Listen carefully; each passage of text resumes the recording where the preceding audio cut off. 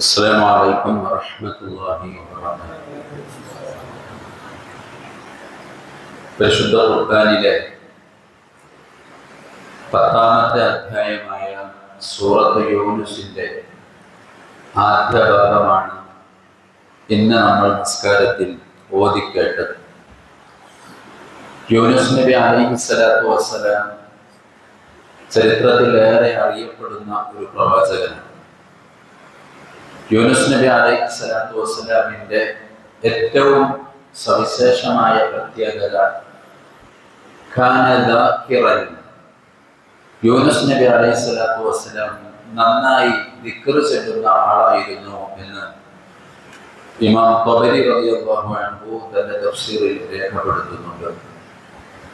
എല്ലാ സമയത്തും, സന്തോഷ സമയത്തും സന്താപ സമയത്തും ദിക്ർ ചൊല്ലുന്ന സ്വഭാവമുള്ള ആളായിരുന്നു ബഹുമാനപ്പെട്ട യൂനുസ് നബി അലൈഹിസ്സലാത്തു വസ്സലാം. ബഹുമാനപ്പെട്ട മുആദ് ബിൻ ജബൽ റളിയല്ലാഹു അൻഹു ഒരിക്കൽ പ്രവാചകൻ സ്വല്ലല്ലാഹു അലൈഹി വസല്ലം തങ്ങളോട് ചോദിക്കുന്നുണ്ട്, നബിയെ, അയ്യുൽ അഅമാലി അഹബ്ബു ഇലല്ലാഹ്, അല്ലാഹു ഏറ്റവും ഇഷ്ടപ്പെട്ട സൽക്കർമ്മം ഏതാണ്? ഉടനെ ഹബീബുനാ റസൂലുള്ളാഹി സ്വല്ലല്ലാഹു അലൈഹി വസല്ലം തങ്ങൾ പറഞ്ഞു, അൻ തമൂത വലിസാനുക റത്ബുൻ ബിദിക്രില്ലാഹ്.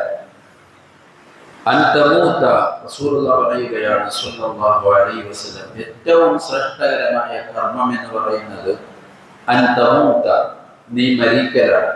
എങ്ങനെയെന്നറിയുമോ? വലിസാനുക റത്ബുൻ ബിദിക്രില്ലാഹ്, മരിക്കുന്ന സമയത്ത് നിന്റെ നാവ് ഇങ്ങനെ നനഞ്ഞതാവണം. വരണ്ട നാവല്ലാതെ നനഞ്ഞ നാവായിട്ട് മരിക്കാൻ കഴിയണം. എങ്ങനെ? ദിക്റില്ല, അള്ളാഹുവിന് ദിക്ർ പറഞ്ഞ് ആ ദിക്ർ പറഞ്ഞ നാവ് നനഞ്ഞതായ രീതിയിൽ നീ മരിച്ചാൽ അത് ഏറ്റവും ശ്രേഷ്ഠമായ കർമ്മമാണ് എന്ന് ഹബീബുനാ റസൂലുള്ളാഹി സ്വല്ലല്ലാഹു അലൈഹി വസല്ലം. അള്ളാഹുവിന് ദിക്ർ പറയുക എന്നുള്ളത് അതിശ്രേഷ്ഠമായ ഒരു സൽക്കർമ്മമാണ്. അല്ലാഹു സുബ്ഹാനഹു വ തആലയുടെ വിശുദ്ധമായ ഖുർആൻ എടുത്ത് പരിശോധിച്ച് നോക്കിയാൽ അല്ലാഹു പറയുന്നത് നിങ്ങൾ ദിക്ർ പറയണം എന്നല്ല, ധാരാളമായിട്ട് നിങ്ങൾ ദിക്ർ ചൊല്ലണം എന്നാണ്. യാ അയ്യുഹല്ലദീന ആമനു സ്കുറുല്ലാഹ ദിക്റൻ കസീറ, സത്യവിശ്വാസികളെ, നിങ്ങൾ അല്ലാഹുവിനെ ദിക്ർ ചൊല്ലണം.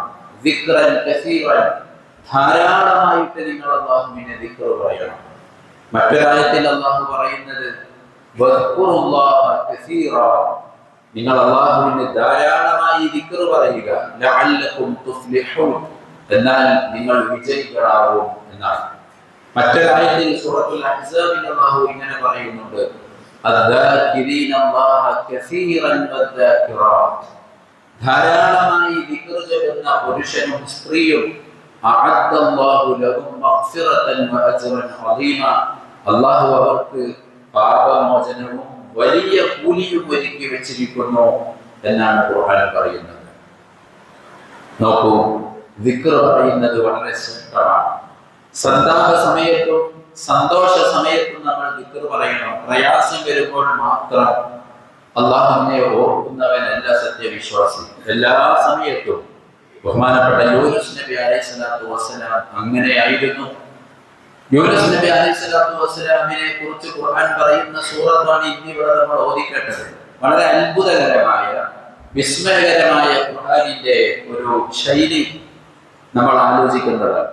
യൂനുസ് സൂറത്തിൽ അല്ലാഹു സുബ്ഹാനഹു വ തആല പറയുന്നത് ഫിർഔനിന്റെ ചരിത്രമാണ്. യഥാർത്ഥത്തിൽ യൂനുസ് നബി അലൈഹിസ്സലാത്തു വസ്സലാമിനെ കുറിച്ച് പറയുന്ന അധ്യായത്തിൽ യൂനുസ് നബിയെ കുറിച്ചാണ് പറയുന്നത്. പക്ഷേ യൂനുസ് നബിയെ പറയുന്നതിന് പകരം യൂനുസ് നബി അലൈഹിസ്സലാത്തു വസ്സലാമിനെ കുറിച്ച് പറയേണ്ട അധ്യായത്തിൽ ഫിർഔനിനെ കുറിച്ചാണ് അല്ലാഹു പറയുന്നത്. മുഫസ്സിറുകൾ അതിന് വളരെ അത്ഭുതകരമായ ഒരു ന്യായം പറഞ്ഞു തരുന്നുണ്ട്. യൂനുസ് നബി അലൈഹിസ്സലാത്തു വസ്സലാമും ഫിർഔനും തമ്മിൽ ഒരു ബന്ധമുണ്ട്, ഒരു വൈരുദ്ധ്യത്തിന്റെ ബന്ധം. ആ വൈരുദ്ധ്യത്തിന്റെ ബന്ധം എന്ന് പറയുന്നത്, യൂനുസ് നബി എപ്പോഴും ദിക്ർ ചൊല്ലുന്നവനായിരുന്നു. ഫിർഔൻ അപകടം വന്ന സമയത്ത് ദിക്ർ ചെല്ലാൻ ശ്രമിച്ചു, അത് അള്ളാഹു സ്വീകരിച്ചില്ല. അതുവരെ അള്ളാഹുവിനെ കുറിച്ച് ബോധ്യപ്പെടുത്തി മൂസാ നബി അലൈഹിസ്സലാത്തു വസ്സലാം അള്ളാഹു ഉണ്ട് എന്ന് പറഞ്ഞു. അപ്പോൾ അവൻ അധികാരം പറഞ്ഞു, അലൈസ ലീ മുൽക്കു മിസ്ര വഹാദിഹിൽ അൻഹാർ തജ്രി മിൻ തഹ്തിഹൽ അൻഹാർ. അന്നേരം അവൻ പറഞ്ഞത്, ഇതിലൂടെ ഒഴുകിക്കൊണ്ടിരിക്കുന്ന നൈൽ നദി അത് എന്റെ അധികാരത്തിലാണ്. അത്രമേൽ എല്ലാ സംഭവ സമൃദ്ധിയുള്ള എല്ലാ സംവിധാനവും എന്റെ അധികാരത്തിലാണ്. പിന്നെ എങ്ങനെയാണ് എനിക്കൊരു റബ്ബുണ്ടാവുക? ഞാനാണ് റബ്ബ് എന്ന് പറഞ്ഞ് മൂസാ നബി അലൈഹിസ്സലാത്തു വസ്സലാമിനെ ഒഴിവാക്കി വിട്ടു. അവസാനം യൂനുസ് നബി, ബഹുമാനപ്പെട്ട റസൂലുള്ളാഹി സ്വല്ലല്ലാഹു അലൈഹി വസല്ലമ തങ്ങൾ നമുക്ക് വിശദീകരിച്ച് തരികയാണ്, മൂസാ നബി അലൈഹിസ്സലാത്തു വസ്സലാമിന്റെ പ്രതിയോഗിയായ ഫിർഔൻ ചെങ്കടലിൽ അവസാനം അല്ലാഹു സുബ്ഹാനഹു വ തആല മുക്കിക്കൊല്ലുന്ന രംഗമാണ് യൂനുസ് സൂറത്തിന്റെ അവസാന ഭാഗം പറയുന്നത്. വജാവസ്നാ ബിബനി ഇസ്രായീൽ ഹത്താ ഇദാ അദ്റഖഹുൽ ഗറഖു ഖാല ആമൻതു അന്നഹു ലാ ഇലാഹ ഇല്ലല്ലദീ ബനൂ ഇസ്രായീൽ.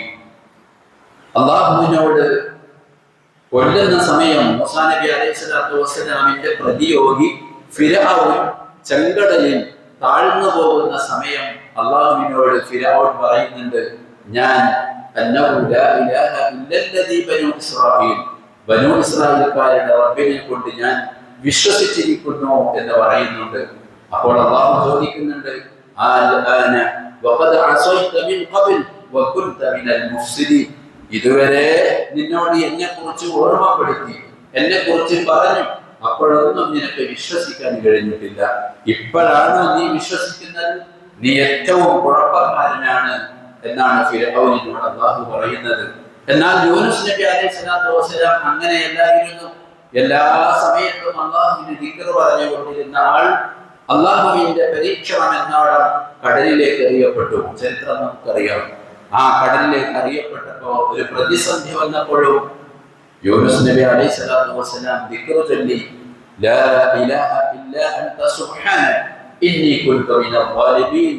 തഫ്സീറുകൾ പറയുന്നുണ്ട്, ആ ദിക്ർ കേട്ട സമയം മലക്കുകൾ അല്ലാഹുവിനോട് പറയുന്നുണ്ട്, പടച്ചവനെ, അപരിചിതമായ ഒരു സ്ഥലത്ത് നിന്ന് നിന്റെ അടിമ കാര്യമാത്ര പ്രസക്തമായ ഒരു ദിക്ർ പറയുന്നുണ്ടല്ലോ, ആ അടിമയെ രക്ഷപ്പെടുത്തേണ്ടതില്ലേ എന്ന് മലക്കുകൾ അല്ലാഹുവിനോട് പറയുന്നു.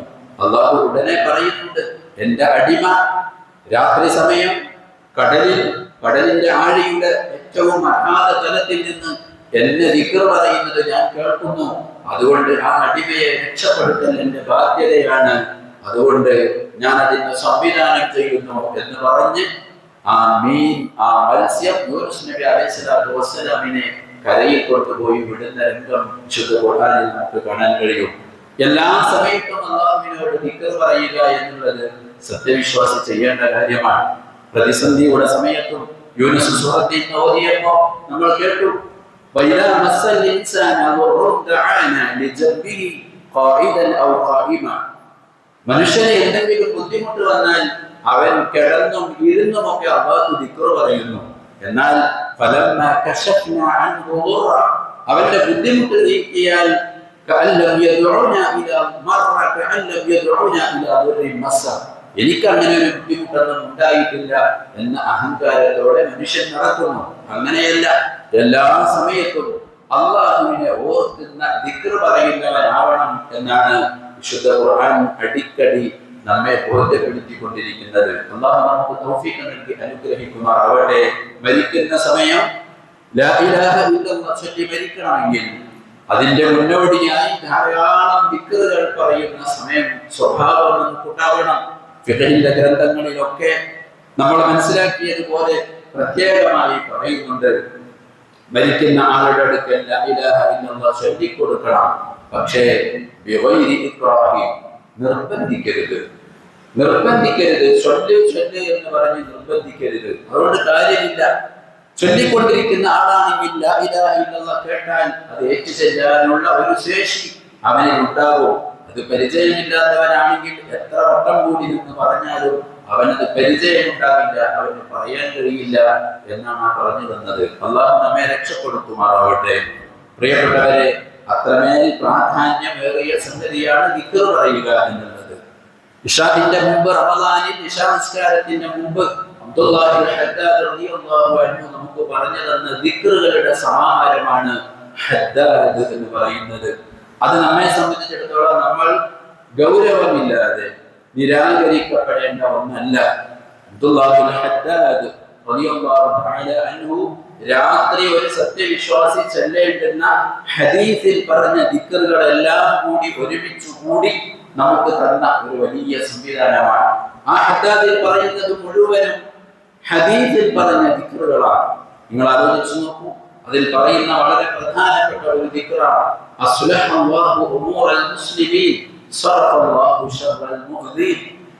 ഈ കാലികമായ ഈ അവസ്ഥയിൽ ഒരു സത്യവിശ്വാസി അല്ലാഹുവിനോട് പറയേണ്ട ഏറ്റവും പ്രധാനപ്പെട്ട കാര്യമാണ് അസ്ലഹല്ലാഹു ഉമൂറൽ മുസ്ലിമീൻ. പടച്ചവനെ, മുസ്ലിമീങ്ങളുടെ കാര്യങ്ങളൊക്കെ നീ നന്നാക്കി തരണമേ. സറഫല്ലാഹു ശർറൽ മുഅ്ദിൻ, മുസ്ലിമീങ്ങൾക്ക് വരുന്ന ബുദ്ധിമുട്ടുകളൊക്കെ നീ നീക്കം ചെയ്യണമേ. പകലന്തിയോളം നോമ്പെടുത്ത് പള്ളിയിൽ അല്ലാഹുവിന്റെ ഭവനത്തിൽ ഇഅ്തികാഫിരുന്ന് ഖുർആൻ പഠിക്കുന്ന കുട്ടികളോടൊപ്പം നിങ്ങൾ ആ ദിക്ർ പറഞ്ഞാൽ തീർച്ചയായും അതിന് അസറുണ്ടാവും. സമൂഹത്തിൽ നടക്കുന്ന, സമുദായത്തിൽ നടക്കുന്ന ബുദ്ധിമുട്ടുകൾ എന്തൊക്കെയാണ്? നമ്മൾ ഡെമോക്രസിന്റെ വാള് പോലെ പ്രതിസന്ധികൾ മുൻപിൽ ഇങ്ങനെ നിന്നുകൊണ്ടിരിക്കുക. നമ്മുടെ അസ്തിത്വം തന്നെ ചോദ്യം ചെയ്യപ്പെടാവുന്ന തരത്തിൽ ഇങ്ങനെ നിൽക്കുകയാണ്. ഈ സമയത്ത് നമ്മൾ അല്ലാഹുവിനോട് പറയുകയാണ്, പടച്ചോനെ, മുസ്ലിമീങ്ങളുടെ കാര്യങ്ങളൊക്കെ നീ നന്നാക്കി തരണേ. ഇതിനു വേണ്ടിയാണ് ആ ദിക്ർ നമ്മോട് പറയാൻ പറഞ്ഞത്. ബിസ്മില്ലാഹില്ലദീ ലാ യദുറു മഅസ്മിഹി ശൈഉൻ ഫിൽ അർളി വലാ ഫിസ് സമാഇ വഹുവസ് സമീഉൽ അലീം. റസൂലുള്ളാഹി സ്വല്ലല്ലാഹു അലൈഹി വസല്ലം നമ്മെ പഠിപ്പിച്ചതാണ്. ഖാലിദ് ബിൻ വലീദ് റളിയല്ലാഹു തആല അൻഹു ഇസ്ലാമിനെതിരെ വരുന്ന പ്രതിയോഗികൾക്ക് നേരെ യുദ്ധം ചെയ്തപ്പോൾ ജൂതന്മാരായ ആളുകൾ ഖാലിദ് റളിയല്ലാഹു അൻഹുവിന്റെ അടുക്കലേക്ക് വന്ന് പറഞ്ഞു, ഖാലിദേ, നീ വലിയ അത്ഭുതങ്ങൾ കാണിക്കുന്നുണ്ടല്ലോ യുദ്ധത്തിൽ. ഞങ്ങൾ നിങ്ങളോട് ഒരു കാര്യം ചോദിക്കട്ടെ. ഞങ്ങൾ നിങ്ങളോട് ഒരു കാര്യം പറയും. ആ കാര്യം ഒരു വെല്ലുവിളി പോലെ നിങ്ങൾ ഏറ്റെടുത്താൽ, നിങ്ങൾ അത്ഭുതം കാണിച്ചാൽ നിങ്ങളുടെ മതത്തിൽ ഞങ്ങൾ വിശ്വസിക്കും. ഖാലിദ് റളിയല്ലാഹു അൻഹു പറഞ്ഞു, ഞാൻ തയ്യാറാണ്. ബിഇദ്നില്ല, അല്ലാഹുവിന്റെ തൗഫീഖ് കൊണ്ട് ഞാൻ തയ്യാറാണ്. ജൂതന്മാര് കയ്യിൽ കടുത്ത ഒരു, ശ്വസിച്ചാൽ പോലും ബോധം കെട്ടുപോകുന്ന ഒരു വിഷക്കുപ്പിയുമായിട്ടാണ് ഖാലിദ് റളിയല്ലാഹു അൻഹുവിന്റെ മുമ്പിൽ വന്നത്. എന്നിട്ട് ഖാലിദ് റളിയല്ലാഹു അൻഹുവിനോട് പറഞ്ഞു, നീ ഇത് കുടിക്കുകയും നിന്റെ മതത്തിന്റെ എന്തെങ്കിലും ഒരു കാര്യം കൊണ്ട് നീ രക്ഷപ്പെടുകയും ചെയ്താൽ നിന്റെ മതത്തിൽ ഞങ്ങൾ വിശ്വസിക്കും. ഖാലിദ് റളിയല്ലാഹു അൻഹു സന്നദ്ധനായി ആ ശ്വസിച്ചാൽ പോലും മരിച്ചു പോകുന്ന വിഷക്കുപ്പി കയ്യിലേക്ക് വാങ്ങി.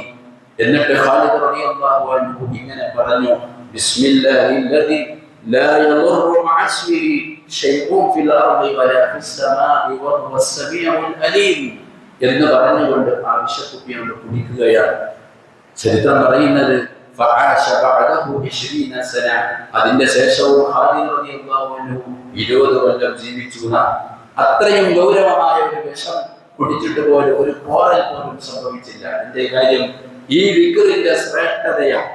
അത്രമേൽ പ്രസിദ്ധമായ ദിക്റാണ് ഹദ്ദാദിൽ നമ്മൾ ചൊല്ലിക്കൊണ്ടിരിക്കുന്നത്. ബിസ്മില്ലാഹില്ലദീ ലാ യദുറു മഅസ്മിഹി ശൈഉൻ ഫിൽ അർളി വലാ ഫിസ് സമാഇ വഹുവസ് സമീഉൽ അലീം.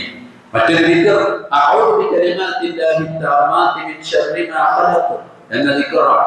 ഖലീലുല്ലാഹി ഇബ്രാഹിം നബി അലൈഹിസ്സലാത്തു വസ്സലാം തന്റെ മകൻ ഇസ്മാഈൽ നബി അലൈഹിസ്സലാത്തു വസ്സലാമിന് എല്ലാ ദിവസവും രാത്രി സമയം ആ ദിക്ർ പറഞ്ഞ് മന്ത്രിക്കുമായിരുന്നു എന്ന് ചരിത്രത്തിലുണ്ട്. ആര്?